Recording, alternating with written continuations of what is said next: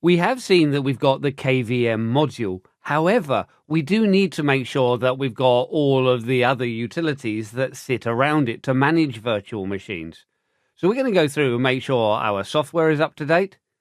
We can then go through and install the utilities. Notice what we're putting in here.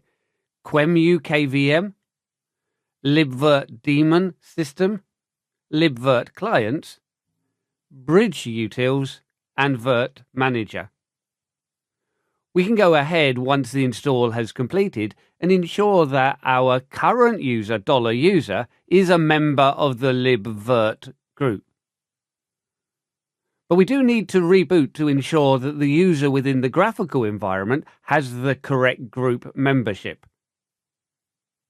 Come on, let's dive out to our command line and make sure we can get KVM up and running. And here we are back at our glorious command line. Let's begin by updating our package cache metadata. This just ensures that everything that we have listed locally corresponds to what is actually in our package repositories.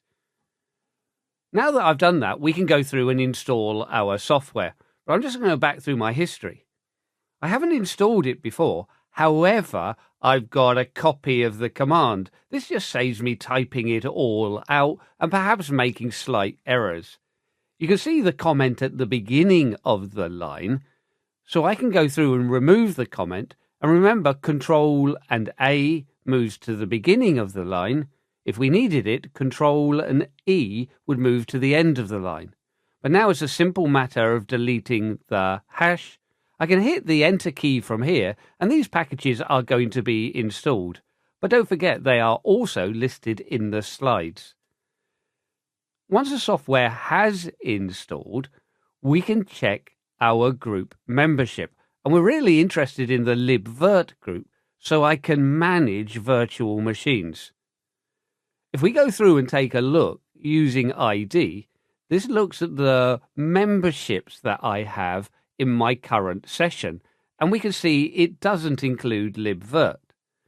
But if I look in the back end using ID tux, we can see that as I carried out the install, I'm also a member of the libvirt group. So this is good. However, I need to be using the virtualization tools within the graphical environment. It's very easy to log out and log in again from the command line, and I will pick up the group membership. Let me show you. Exit, enter again, remember, will quickly log me back in my SSH client. And now if I go through and look at ID, the front end, then I am a member of the libvirt group. But we'll be using graphical utilities, so we're going to do a quick reboot now just to ensure the whole GUI environment is reset with the group membership.